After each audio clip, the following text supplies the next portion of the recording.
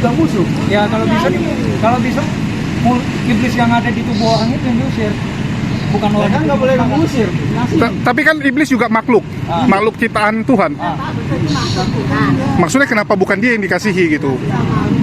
Nah, terus gini, bisa nggak mengasihi Hitler? Hitler kan 20 banyak orang nih, ya. Bisa nggak mengasihi Hitler? Ini koordinatornya Risuli Lubis. Ini koordinator. Kan harus mengasihi.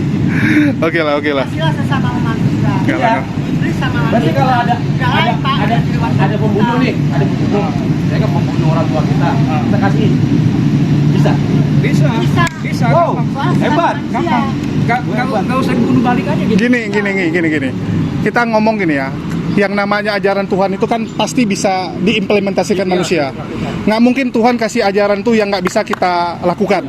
Ya.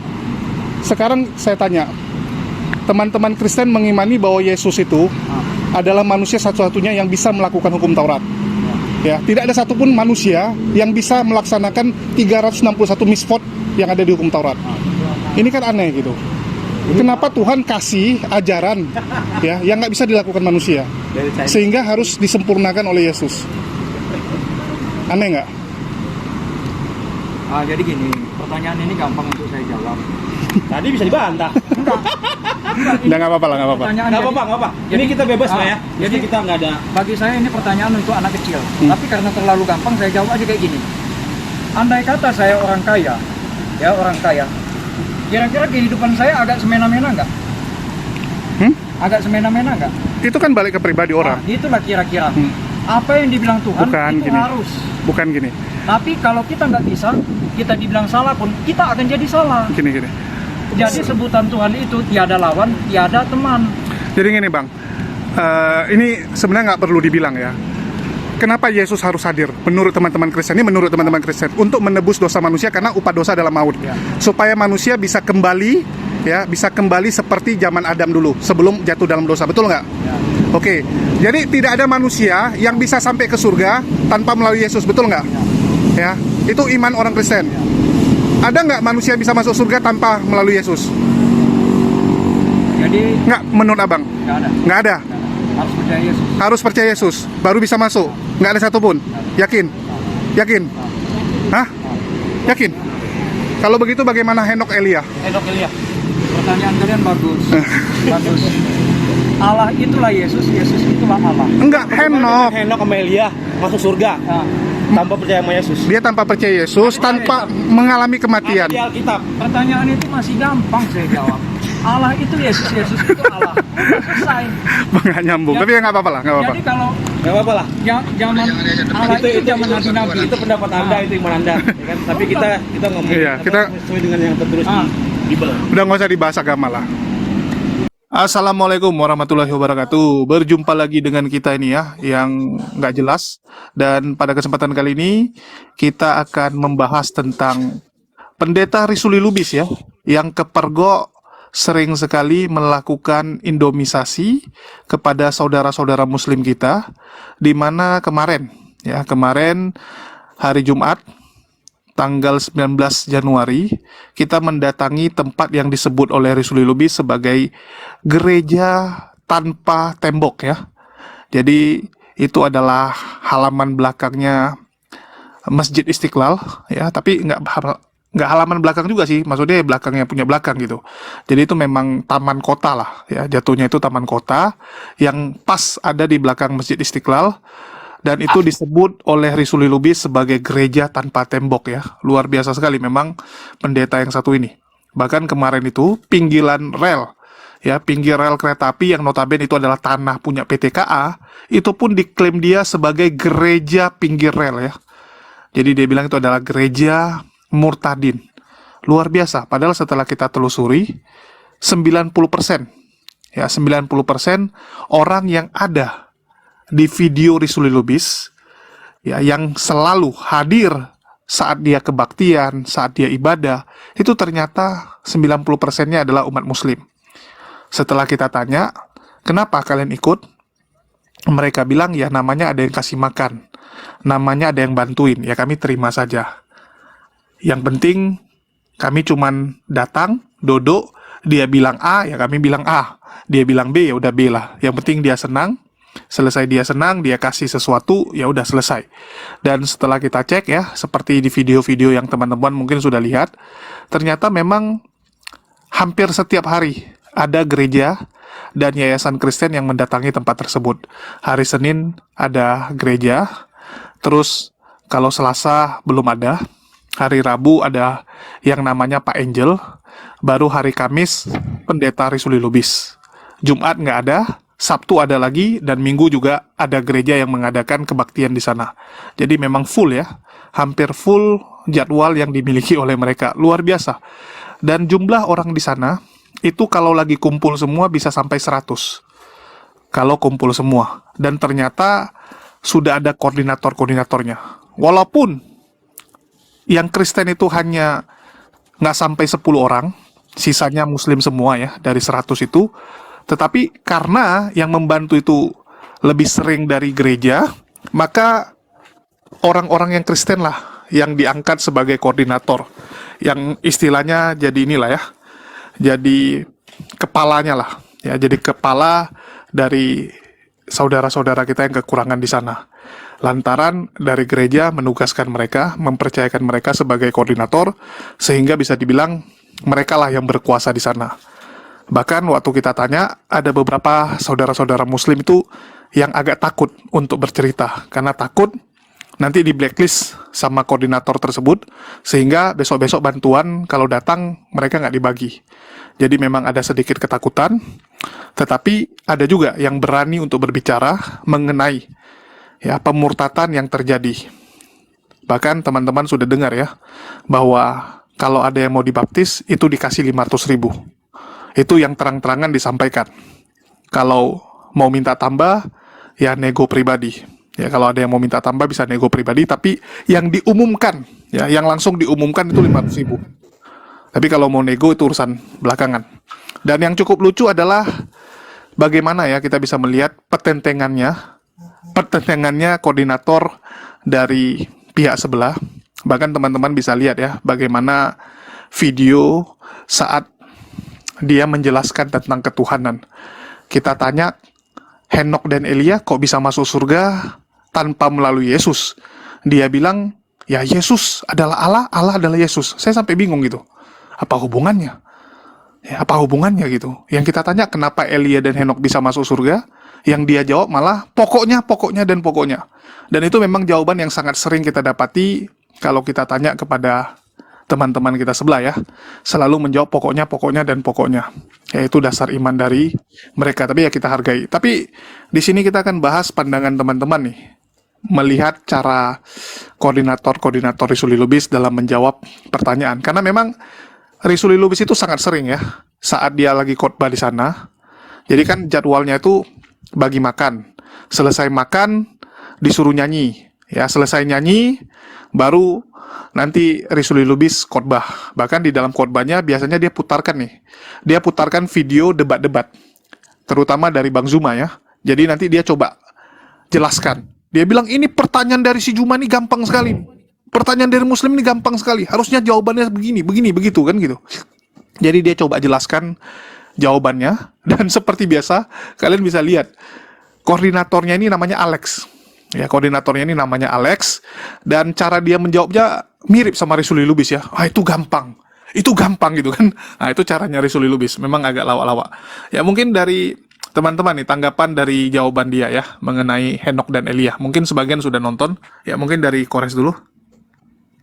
Ya, jadi thank you Jul, lu memang MVP ya untuk kemarin telah menemukan indikasi-indikasi dugaan pendangkalan akidah bagi saudara kita kaum muslimin, terutama kaum muslimin yang sedang diuji dengan kefakiran gitu. Nah itu lo MVP lah, mantap Ikhwan. Jadi Jumat Berkah yang Julius lakukan itu kerja nyata. Silahkan yang ingin ini ya, yang ingin berkontribusi, berinfak, silahkan DM Julius untuk nanya noreknya, sehingga bisa disalurkan menjadi sebuah bentuk sandang pangan bagi saudara muslim kita yang kekurangan. Jadi nggak ini gitu loh, nggak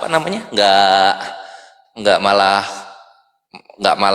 nyebrang gitu, malah rumah yang lain yang ngasih makan. Ini kan miris ya, karena di rumah lain itu ada nasi, ya ada tawaran, kan udah dilihat juga kemarin tuh. Kalau misalnya mau dibaptis dapat 500.000 kan kayak gitu, dan itu testimoninya ada tuh di channel kemarin. Terus sama ini Ikhwan, kalau koordinatornya kita lihat ya, dia itu ini ya emang kayak apa ya, kayak sudah lama tidak mengkonsumsi 4 sehat 5 sempurna gitu, sehingga ketika ditanya apa jawabannya apa, nggak nyambung ya. Pokoknya ya mau gimana mereka hidupnya kayak begitu, mau gimana kita. Yang penting ya semoga kita doakan aja yang terbaik, semoga hidayah Allah sampai kepada mereka gitu, dan mereka memeluk kebenaran. Dan kalau ada yang murtad gara-gara hal tersebut gitu ya, yang dikasih makan, ditawarin uang gitu, ditawarin sekolah anaknya atau apa, ya semoga kembali kepada Islam. Karena dalam perspektif Islam ya lu percuma gitu loh, lu enak di dunia tapi lu berakhir di jahanam, kan percuma jadinya, kan gitu ya. Sama ini juga kayaknya memang harus ada gerak nyata, titik-titiknya harus kita kumpulkan lagi yang mana, lalu kita berkoordinasi sehingga kita juga bisa memberikan makan gratis bagi kaum muslimin yang membutuhkan, saudara-saudara lain di luar sana gitu Ikhwan gitu. Karena kalau muslim tuh udah pasti netral, kita ngasih aja tuh, nggak ada kita didoain, dipegang-pegang palanya, itu nggak ada tuh yang kayak gitu-gitu tuh. Muslim ngasih, nih makan silahkan, nih makan ya syukron ya wayakum, dah kasih kelar gitu. Nggak pernah kita nyempetin ini nasi syahadat ya, nggak gitu konsepnya, nggak gitu dalam Islam. Ini jangan nyinggung orang dong. Loh ini nggak nyinggung orang, ini Nah, kan adalah aku nggak studi ngasih kasus. nasi bungkus. Loh kenapa nggak ngasih nasi bungkus? Ngapain ngasih nasi bungkus, orang mereka sendiri kok yang cari kebenaran. Kita ketemu Mantap. kebenaran lah. Mantap. Iya, informasi tanah yang dipakai di belakang hotel itu milik hotel Kojul. Terus sama ini koordinator lapangan yang kemarin si Cungkring kurang gizi itu salah satu anggota parkir di Monas. Oh, yang artinya namanya Alex itu ya, anggotanya Risuli Lubis itu ya. Ya, A1. Oke, ya tahu, karena memang kemarin kita koordinasi juga ya dengan orang yang inilah, yang ngurusin daerah sana ya. Kita ada ketemu, itu dari Bang Samudra yang suruh datang ya. Di selen aja Kojul, nanti nggak enak di belakang nanti aku. Ya kita nggak akan bilang, tapi kita tahulah kondisi di sana, dan memang ada beberapa hal yang cukup miris, di mana kita lihat bahwa banyak saudara-saudara kita yang mulai terdoktrin. Contohnya bapak yang kemarin ya, bahkan dia bilang dia melihat kok orang Kristen lebih suka membantu dibandingkan dengan Muslim, sehingga dia melihat bahwa ajaran Kristen ini lebih enak, lebih damai, lebih demikian gitu. Terus saya tanya, kenapa Anda bisa lemah seperti itu? Karena dia dari dulu nggak belajar Islam, ya. Mungkin dari lahir dari keluarga yang kurang mampu, atau mungkin dari kecil nggak pernah ketemu orang tua, sehingga dari kecil udah di jalan dan tidak belajar ya tentang akidah. Karena sering kita jumpai kan orang-orang yang dari keluarga yang agak kacau, ya, lahir dari keluarga kacau, biasanya kan jadi tidak terdidik oleh orang tua. Karena agama itu kan dasarnya yang paling pertama mengajarkan kan orang tua. Kalau orang tua nggak menanamkan akidah yang benar, biasanya anaknya jadi bingung gitu. Dan ini sering kita jumpai di kalangan saudara-saudara kita yang kurang mampu. Nah, ini yang cukup miris. Bahkan saya lagi mikir nih, bisa nggak kita bikin panduan, misalnya dibikin kayak jurnal aja, yang nanti kita bisa bagikan kepada saudara-saudara kita di jalanan tentang kenapa umat muslim tidak menerima Nabi Isa sebagai Tuhan. Mungkin judulnya seperti itu, nanti kita bikin alasan-alasannya. Bisa banget Jul, mantap ide lu, bagus. Ya, jadi dibikin kayak fotokopi, kita cetak kayak buku kecil ya, kenapa umat muslim tidak menerima Isa sebagai Tuhan gitu kan. Nah, dasar-dasarnya apa, alasannya apa, ya biar kita bagikan.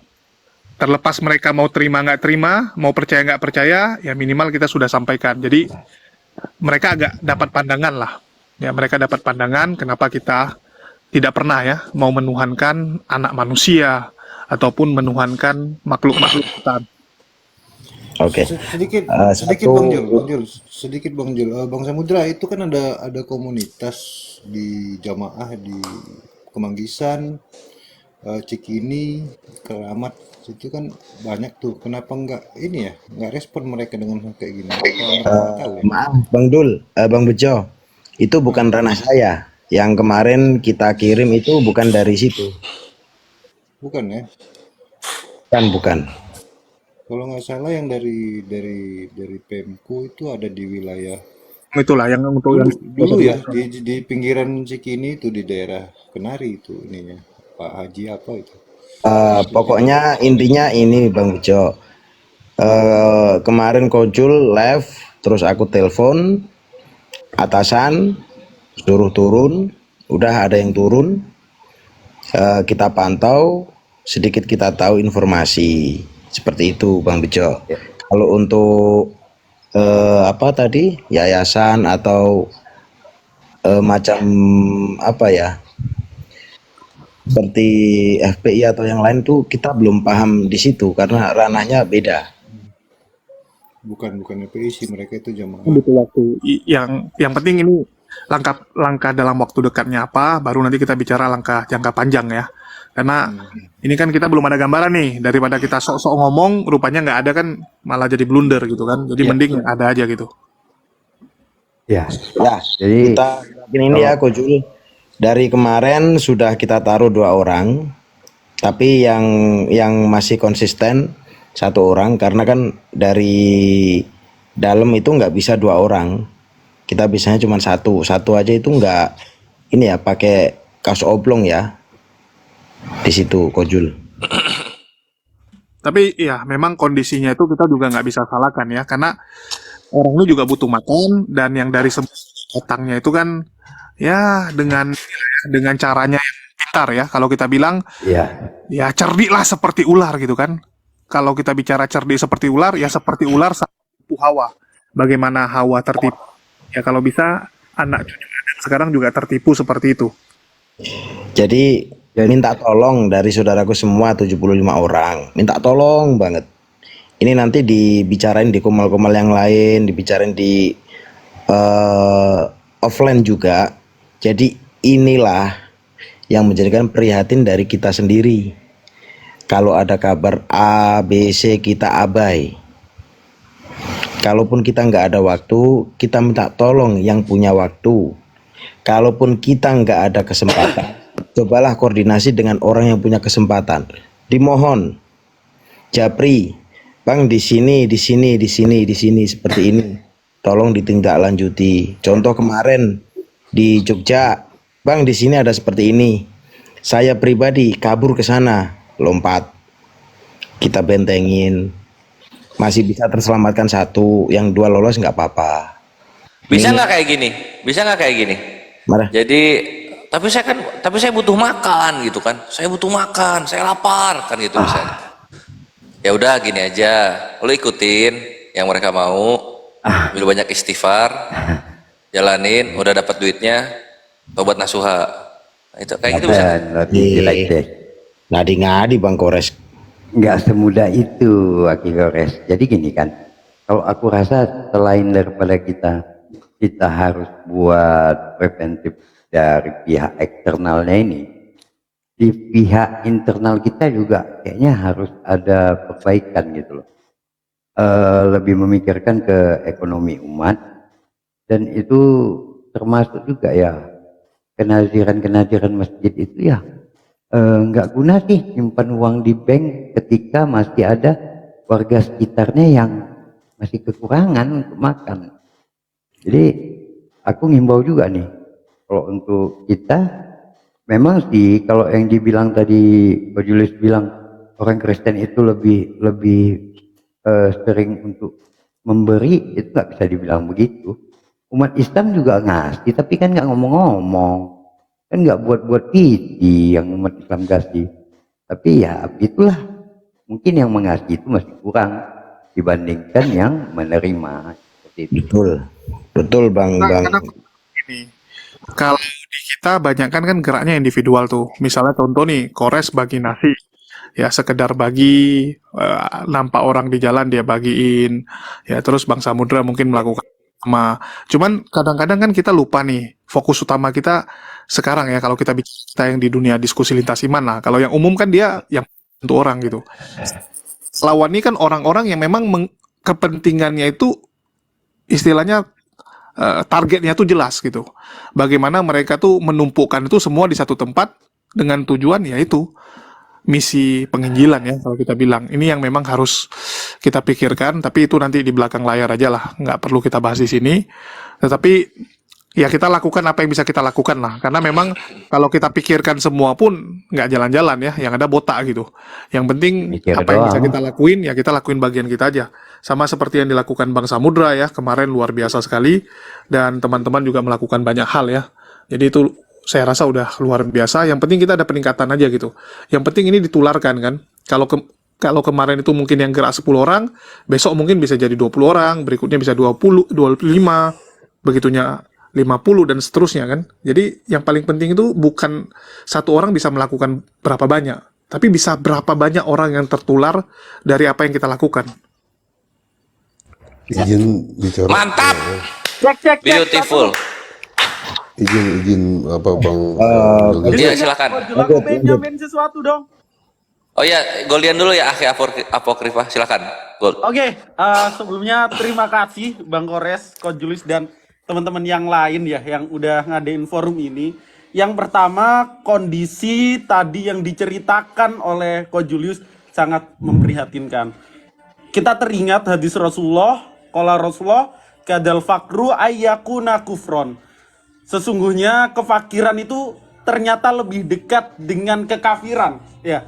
Jadi di situ Rasulullah sudah menegaskan dan menekankan kepada kita nantinya, hati-hati nih untuk umat Islam yang sekarang lagi dalam kondisi fakir-fakirnya, nanti kafir-kafir itu akan dekat kepada kita. Kurang lebih gitu.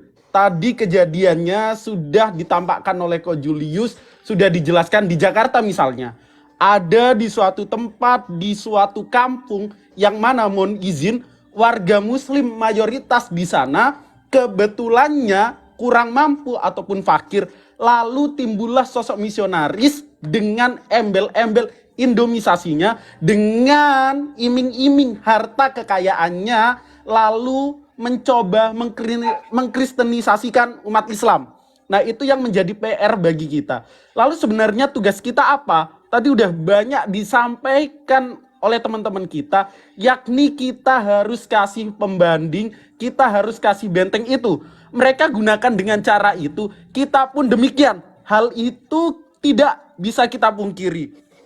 Emang Allah Subhanahu wa taala bilang, Islam sebarkanlah dengan dialog, ud'u ila sabili rabbika bil hikmah. Tetapi tidak menutup kemungkinan jalur-jalur seperti itu, jalur-jalur kebaikan, keberkahan yang tentunya membantu saudara-saudara kita ketika mereka sedang kelaparan itu sangat dibutuhkan. Allah pun juga menganjurkan hal itu. Aku juga punya cerita. Gini teman-teman. Ini kebetulan aku punya temanku itu Kristen di kampus. Temanku ini mohon maaf, dia ini serba kekurangan ya. Jadi untuk mengisi atau mengganjel perutnya di hari Jumat, ini kisah nyata, ku temuin sendiri. Dia ikut sholat Jumat. Wallahi, ini dia ikut sholat Jumat. Hampir setiap minggu dia ikut sholat Jumat, ngambil nasi bungkus 2. Nah, dari situ hidayah bisa masuk.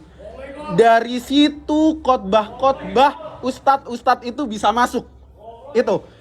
Lambat laun, setelah hal itu terjadi, temanku yang Kristen, karena yang kelaparan itu berpikir, kenapa orang Kristen di sekelilingku tidak peduli? Malah aku mencari keberkahan, malah aku dengan cara ikut sholat itu malah menahanku dari lapar. Walaupun tujuan awalnya itu untuk perut, teman-teman. Tetapi seiring berjalannya waktu, ruang diskusi, ruang dakwah masuk dari situ. Alhamdulillah, puji Tuhan, temanku sekarang masuk Islam. Itu kejadian real, dia anak UII. Nah, hal-hal seperti itu harus kita lakukan juga. Jangan sampai kita meminggirkan hal itu, teman-teman. Jadi ruang-ruang seperti itu, ruang-ruang keberkahan yang mana kita membantu teman-teman kita, saudara-saudara kita yang kurang mampu, itu harus kulakukan. Karena ini real kejadian di hidupku dan aku saksi nyatanya. Kira-kira itu penghantarnya. Terima kasih. Coba siapa namanya nih? Takutnya bohong loh. Coba. Biasanya orang bohong. Demi Allah, ntar ku kirim ke Bang Kores deh. Dia sahadatnya. Kok Edis nggak gitu ya? Edis sering loh ambil makan di masjid. Kok nggak Iya, ada? dia tuh ceritanya gini, karena tradisi di Jogja, itu setiap masjid ketika hari Jumat, kan ada sholat Jumat, itu selalu nyediain nasi gratis. Dia untuk ngejanggel perutnya, dia ikut sholat Sholat Jumat. Jumat.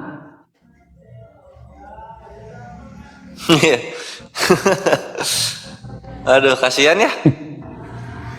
Iya, kasihan Bang. Kasihan. Itulah. Hidayah Di jalannya dari masjid situ. Udahlah, udah jadi Islam kok. rata-rata Pasti ya. habis Jumatan ada nasi bungkus Alhamdulillah. sama air minum. Biasanya itu Sprite kecil-kecil, Fanta kecil-kecil. Ada. Ya, tapi Wih, kan keren. nggak semua masjid kan sekeren itu gitu. Tapi yang cukup Kayaknya semua deh, semua masjid deh kayaknya sekarang. Hampir semua. Mm. ya tergantung ada jemaatnya yang taruh atau tidak biasanya. Tapi bagus konsepnya gitu, karena lu mau nasi ya lu sholat gitu, lu mau nasi ya lu sholat Jumat, kan gitu tuh. Iya. Jadi Tapi tergantung itu Res, tergantung memang ini ya orang-orang di sekitar ya. Kemarin tuh aku ada tempat apa tuh ya, tempat sholat Jumat di Bandung kemarin, dia ada bubur gitu. Nah, itu cukup menarik ya. Kalau nasi aku biasa nggak pernah mau ambil, tapi kalau bubur karena mau beli di luar juga jarang-jarang nampak, ya udahlah aku ambil. Oh, gitu. Apa dia pakai apa? Cup berarti? Enggak, dia kayak ini bawa langsung ini tempat besar langsung dia Dandangnya. cup tuh yang plastik itu. Jadi orang disuruh antri bawa cup itu dia tuangin gitu. Oh gitu caranya. Oh mantap Repot. mantap. Repot. Jadi memang kadang-kadang kita Repot. butuh juga ya ini ya yang kayak tempat-tempat makan gratis yang seperti yang dibikin oleh Pak Yusuf Hamka ataupun saudara-saudara kita yang lain yang makan gratis itu yang nggak ada salahnya. Toh juga sebenarnya modal untuk masak itu kan sebenarnya nggak mahal dibandingkan Tempat kalau makan kita gratis. makan gratis. Jadi misalnya lu per Iya. porsi satu hari lu batasin 100 atau 200 gitu. Mhm. Ya memang udah dibudgetkan, bukan gratis unlimited. Berarti Kalau dia gratis nggak unlimited, nasi box. bagus. Ya jatuhnya kayak nasi box, tapi maksudnya Oh, gini, oke. Res. Lu kalau pada dasarnya gini kan, kalau nasi ya makan Kalau nasi lah di kita bilang. India. Walaupun di luar itu jual 15.000, modal aslinya kan nggak sampai 15.000 kan, paling 8.000, 7.000 gitu kan. Ya sebenarnya ya lu masak ala kadarnya aja, lu bikin. Saya lihat ada beberapa ya yang mulai gitu. Mereka bikin misalnya satu hari bisa 100 porsi gitu. Ya udah 100 porsi aja, jangan dipaksain juga nanti daripada membebani kita. Terakhir kan jadi ini ya, apa namanya? Nggak jalan. Ya, pertama nggak Budget. jalan, terus yang kedua malah zolim kepada diri sendiri kan. Yang penting lu sanggup berapa ya udah jalanin itu aja. Misalnya sebulan lu budgetin berapa gitu. Ya udah itu aja dipakai. Untuk bulan berikutnya ya berapa yang lu dapat di bulan ini ya lu pakai untuk bulan depan lagi. Izin nambahin ya. Ya Fadol, akhi apokrifan. Oke, sebelumnya Assalamualaikum warahmatullahi wabarakatuh. Waalaikumsalam warahmatullahi wabarakatuh. Saya apresiasi sekali dengan yang dilakukan oleh Ko Julius. Jadi memang sosok seperti Ko Julius ini yang banyak diperlukan di masa-masa seperti sekarang. Jadi saya kasih pandangan sedikit mungkin gini ya. Jadi dalam penyebaran misi kristenisasi itu sebenarnya ada dua. Yang satu dilakukan oleh evangelis, yang satu dilakukan oleh misionaris. Nah, yang Ko Julius temui kemarin itu dari gereja. Itu dilakukan oleh evangelis. Itu memang dari sumbernya dari gereja. Dana pun mungkin ya dari sana. Tapi kalau misionaris, kadang-kadang mereka pakai dana sendiri. Mereka tuh memang orang-orang yang terpanggil untuk melakukan penyebaran ajaran Kristen. Jadi mereka ini yang sulit dideteksi karena pendekatannya pun secara personal. Mereka menyasarkan ke orang-orang yang lemah akidahnya, orang-orang yang banyak kesulitannya, orang-orang yang banyak kekurangannya. Juga dilihat dari gaya hidupnya. Kalau misalkan orang ini yang model-model nggak taat-taat bener, nah itu disasar sama mereka. misionaris ini sudah masuk sampai tingkatan ngirim sebagai TKI atau TKW ke luar negeri, ke Makau, ke Hong Kong. Itu mereka lakukan. Jadi sambil mereka menyamar untuk ngurusin segala macam kan gampang kalau mereka jadi TKW atau TKI. Nah, mereka menyebarkan Injil kepada sesama TKW di sana. Terus di sana itu TKW Indonesia itu memang gaya hidupnya sudah hedon, sudah bisa dibilang banyak yang jauh, tapi ada yang juga dekat sama agama, tapi ya rata-rata sudah jauh. Saya kebetulan dulu punya banyak kenalan yang di Hong Kong sama di Taiwan. Lalu yang di Indonesia ini, yang di dalam negeri kita ini, yang Coach Julius temuin itu memang salah satu target mereka. Ya, orang-orang yang kekurangan, entah mereka ini dagang, entah mereka ini anak-anak jalanan, itu yang mereka sasar. Nah, sulitnya mendeteksi mereka ini karena kalau evangelis gampang dideteksi, karena mereka tuh pasti ada pendetanya, ada gerejanya. Tapi kalau misionaris enggak, mereka nggak bawa nama gereja. Cek, ada suara ya? Ada. Oh iya, sip. Ya, jadi sulitnya seperti itu. Mereka ini pendekatannya personal dan perorangan gitu loh. Jadi bukan memang kalau inisiatif masing-masing. Yang kita gini, deteksinya itu kan ujung-ujungnya tergantung seberapa banyak orang yang kita taruh di lapangan, seberapa ngeh orang-orang yang ada di lapangan. Cuman alhamdulillah berkat sekarang diskusi lintas iman ini makin banyak yang nonton ya, makin banyak yang benar-benar perhatikan gitu kan. Dan saya cukup miris sebenarnya, jujur ya. Saya cukup miris gini. Saya dulu sering nih dapat WA dari penonton gitu. Bang, ada misionaris datang tempatku. Oh bagus, ku bilang kan. Jadi apa yang kau lakuin? Ku usir bang. Loh, ku bilang kok diusir gitu kan. Dia bilang ada misionaris datang tapi diusir. Ku bilang ajak debat lah. Biar lucu, gue bilang. Harusnya kau ajak debat, kau rekam gitu kan. Jangan diusir. Ya kita usir lah bang. Masa dia gini-gini? Loh, aku bilang jadi ngapain kalian nonton debat selama ini? Kalau ujungnya kalian cuma main ngusir orang gitu, gue bilang. Harusnya ya dia udah datang bagus-bagus, kasih kopi, kasih teh, ya udah balas injili dia gitu. Nah, ini yang kita harus tekankan kepada para penonton ya. Karena kita lihat kan penonton kita lumayan banyak tuh. Ya kalaupun nggak satu kelurahan ada satu penonton, minimal satu kecamatan biasanya ada satu gitu. Ya biasanya ada satu kan per kecamatan. Jadi sebenarnya orang-orang atau penonton-penonton ini ya bisa jadi inilah agen perubahan di lapangan ya. Kalau ketemu misionaris apa yang harus kita lakukan. Dan itu yang saya bilang tuh, kalau bisa kita punya buku panduan. Jadi nggak perlu yang bahasa ribet-ribet, yaitu kenapa kita menolak manusia jadi Tuhan, alasannya apa saja, dan mungkin yang pertanyaan-pertanyaan yang sering diajukan oleh misionaris untuk membingungkan saudara-saudara kita, kira-kira mau jawabnya seperti apa. Jadi biar mereka ada panduan sedikit, itu yang pertama. Terus kedua, supaya jangan seperti si Alex itu, koordinatornya Risudi Lubis ya, oh itu gampang jawabnya, tapi pokoknya Yesus Tuhan. Jadi terlepas mereka baca nggak baca, minimal kan kita sudah sebarkan, minimal kita sudah berikan lah ilmunya kan kepada masyarakat. Itulah saya bilang, kita bikin yang simple-simple aja, kayak buku pocket gitu kan. Toh juga harusnya budgetnya nggak gitu mahal. Ya, itu nanti kita akan coba sebarkan ke daerah-daerah lah, ya terutama mungkin daerah-daerah yang cukup rentan dengan misionaris gitu. Contohnya ya kayak di rumah sakit, karena rumah sakit itu salah satu media yang paling sering dijadikan target. Mulai dari doa ya, mulai dari doakan. Ada yang sakit nggak, kita doakan gitu kan. Habis itu yang kedua penjara. Nah, penjara itu paling sering juga gitu. Ya nanti didoain. Terus kita bisa lihat juga ya kayak ini Paul Jang nih. Ini semap yayasannya Paul Jang ini pun jadi PR besar loh. Karena pergerakan mereka tuh cukup masif dan saya kurang ikuti ya. Kalau 2 tahun lalu kan saya cukup intens mengikuti pergerakan Paul Jang karena ada beberapa orang dia itu sama saya lumayan dekat ya. Sama saya lumayan dekat, istilahnya pengkhianat si Paul Jang lah. Dan mereka infokan ke saya apa saja yang mereka lakukan, terus udah ngapain aja. Bahkan mereka pun ada beberapa tuh kayak ini ya, nggak enak gitu dia bilang. Ini awal terbentuk yayasan bicaranya kemanusiaan, tapi kok makin ke sini bahasnya tentang agama. Dan mereka yang di lapangan juga sebenarnya nggak semua terima gitu, karena mereka waktu direkrut ngomongnya ini untuk kemanusiaan, tiba-tiba mereka disuruh mendoktrin orang yang dibantu. Mereka juga takut kan, dia bilang, wah Ini salah-salah bisa dipukulin kita sama masyarakat gitu. Jadi ada beberapa memilih keluar dan mereka laporkan ke saya gitu.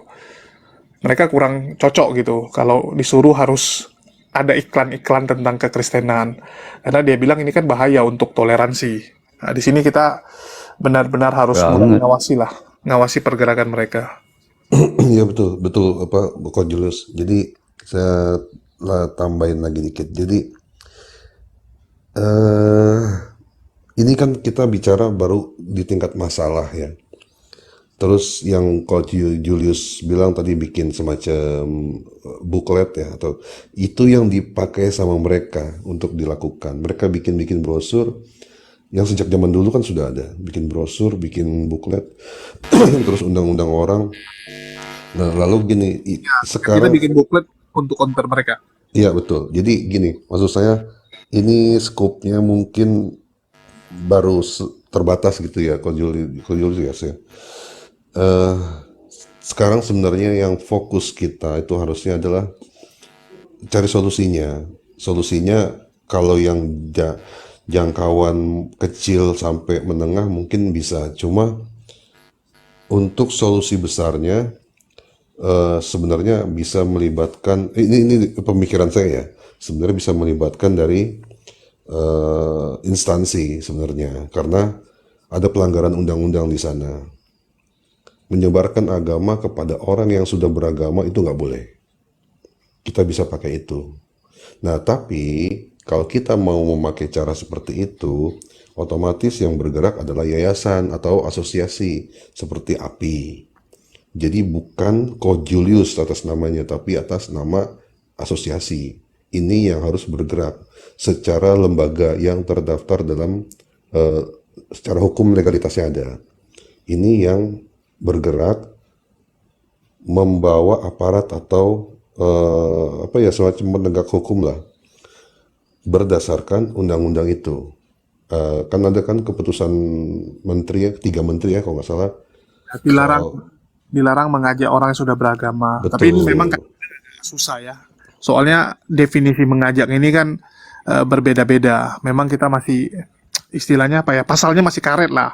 Karena dia bilang, oh kami kan nggak mengajak, kami cuman istilahnya menyampaikan kepada mereka Membantu. gini ya. Karena definisi mengajak ini masih abu-abu gitu kan. Mengajak itu apakah, oh yuk ikut, yuk pindah gitu kan. Atau kalau cuman menyampaikan itu sudah termasuk mengajak. Nah, ini kan beda gitu kan. Tapi kan yang Ko Julius kemarin udah ada buktinya. Udah ada bukti bahwa itu mereka mau baptis orang dikasih duit 500.000. Ada iming-imingnya. Iya, itu memang. Kalau yang itu ada yang memberikan kesaksian dan itu sebenarnya balik lagi gitu. Kan kita nanti jangan pula nanti dibilang wah cemen dikit-dikit gini ya. Nah, ini yang kita juga sebenarnya serba salah ya. Karena yang kita lawan ini anak bawang, Bang.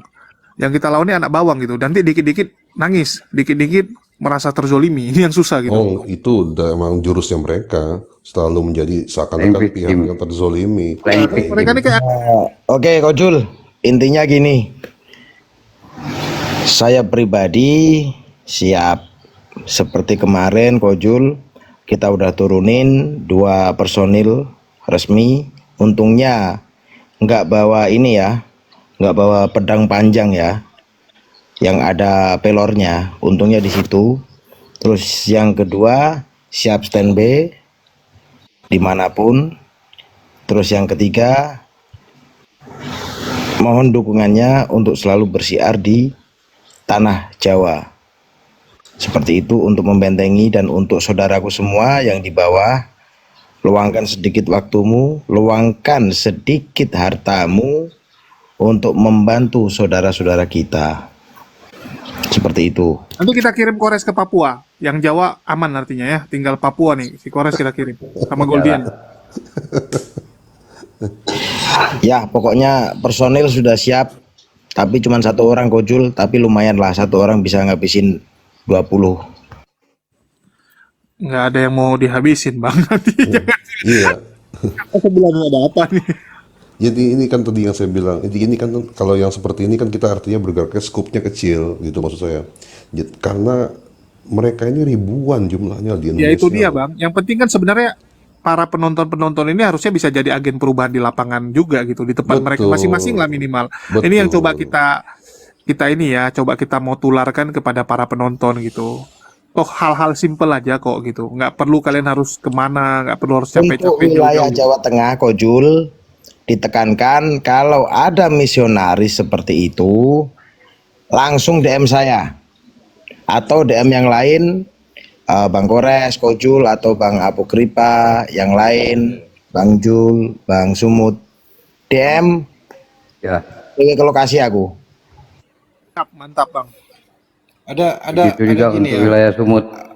Ada gini, mungkin kita harus lebih banyak bekerja sama dengan ormas-ormas muslim juga, dan kita sebagai corongnya di media sosial ini kan lebih menampilkannya gitu ya. Kalau kerjasama dengan semua pihak ini sebenarnya bisa digalang gitu ya, dari banyaknya DPW-BPW dari API kan Oke, saya bisa buka di sini bergerak. sekarang, mumpung udah dibahas. Gini, saya sudah bicara dengan Ustadz Alif sebagai ketua API. Saya sudah bicara dengan Bang Bang Hendra Paduka. Saya sudah bicara dengan Kohdon Ditan. Saya sudah bicara juga dengan Bang Zulfik dari JCC. Jadi untuk para apologet ini, yayasan-yayasan apologet atau asosiasi apologet, itu saya usulkan untuk membentuk satu konfederasi. Karena ini permasalahan yang lumayan berat. Saya usul seperti itu. Bikin konfederasi, gabungan dari seluruh yayasan, seluruh asosiasi, seluruh paguyuban lah yang berafiliasi kepada apologetika. Nah, jadi semua ngumpul bikin konfederasi. Konfederasi itu artinya gabungan dari berbagai unsur ya.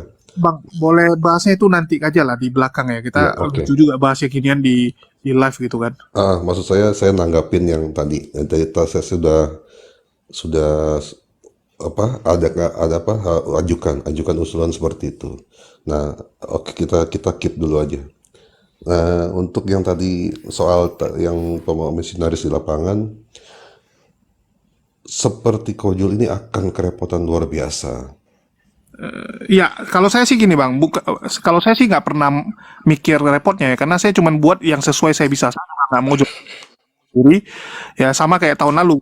Sebenarnya tahun lalu saya gerak, ya mungkin Kores juga tahu karena Kores ada pernah ikut sekali. Kalau saya sih prinsipnya, saya lagi ada waktu, lagi ada tenaga, lagi ada kelebihan, saya lakuin. Kalau nggak, saya stop gitu. Tujuan saya lakuin cuma apa? Lillahi ta'ala yang pertama. Terus yang kedua, ya minimal ini bisa ditiru lah. Ya, dan alhamdulillah kan, ini mulai jadi perhatian teman-teman, dan saya lihat ada beberapa teman-teman yang mau ikut turun gitu. Artinya, apa yang kita lakukan ini menular, ya itu yang paling penting gitu. Jadi kembali lagi, nggak perlu sesuatu yang besar, mulai aja dari lingkungan kita, mulai dari yang bisa kita lakuin. Udah, sesimpel itu sih sebenarnya. Toh jumlah kita banyak sebenarnya. Bayangkan, kalau ada, ya 1% aja umat muslim yang gerak. 1% aja umat muslim di Indonesia ini yang notabene 270. Ya, 230 sampai 240 juta umat muslim, sorry. Ya, 230 sampai 240 juta umat muslim, artinya 1%. Ada 2 juta orang, bayangkan, ada 2 juta orang gerak. Ini habis kok. Ya, habis sebelah. Cuman masalahnya kan 1% pun nggak ada yang gerak, itu yang jadi problem gitu. Nah, itu tadi maksudnya, makanya Bang Jul, kita sebagai corong mensosialisasikan itu ya. Kan kita secara pribadi dan beberapa yang lingkungan kita sendiri aja itu bisa bergerak dengan tadi Iya, cara itulah saya bilang kopi Pak. Ya, betul, kita itu mulai tadi. dari ngomongnya ya udah lingkungan sekitar gitu. Karena Lingkungan sekitar aja. daripada kita bahas terlalu panjang pun terakhir nggak ada yang kerja, ya. Terakhir lebih banyak jadi teori doang gitu kan. Mending ya udah mulai aja gitu. Mulai aja dulu dari yang paling simpel gitu. Kojul. Kojul. Kojul, suaramu hilang. Seperti bukan sok atau apa ya.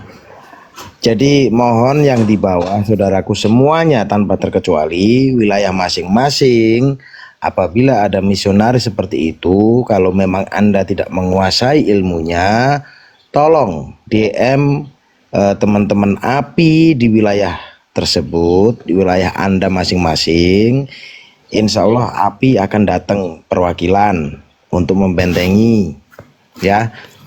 Buktinya apa? Yang kemarin saya sendiri, saya pribadi lompat. Lompat luar biasa. Tapi Bang Samudra, bisa nggak dibuat gini ya? Minta tolong sama apa? Kayak misalnya kalau di daerah Jawa Tengah hubungi siapa, Jogja hubungi siapa, Jawa Timur hubungi siapa. Jadi penonton tahu gini. Karena kalau kan kadang-kadang orang nggak ngerti apa itu DM, apalagi orang tua ya. Tapi kalau ada DP, insya Allah mereka simpan. Oke. Pokoknya langsung hubungi saya juga bisa untuk wilayah Jawa Tengah termasuk DIY Jawa Tengah. Insya Allah kita langsung lompat. Ini sudah terbukti API sigap Bannernya. menanggapi. Ya, mungkin harus dibikin bannernya, minta tolong tuh yang bagian media ya, dibikinin aja bannernya kalau enggak. Misalnya untuk wilayah ini hubungi siapa, wilayah ini hubungi siapa, kalau kalian mendapati hal-hal yang istilahnya ya misionaris atau ada upaya-upaya pemurtadan malah ya yang berbau-bau yang gituan, Ya, hubungi siapa gitu. pokoknya wilayah Jawa Tengah nanti bisa hubungi saya langsung, entah di Komal, entah di DM, entah di apalah. Nanti aku coba share nomor umum, aku bikin nomor umum ya, buat pengaduan di wilayah Jawa Tengah. Tapi informasinya harus A1, seperti kemarin di Jogja A1, terus di daerah Pati perbatasan Jepara itu A1, langsung kita OTW ke sana. Alhamdulillah masih bisa terselamatkan, seperti itu. Oke. Emang harus ada urusan. Bang, bisa ini bang, sedikit ya bang. Assalamualaikum warahmatullahi wabarakatuh. Waalaikumsalam warahmatullahi wabarakatuh. Kalau bisa kita kembali ke topik yang dibawakan Bang Gores, Jul tadi. bentar, Abangku Komi, Abang Gores. Kalau bisa kita kembali ke Ini yang di Papua. Nggak suka aku. Kenapa? Typingnya bisukan aja. Kalau nggak dia suruh naik. Aku mau hajar ini orang.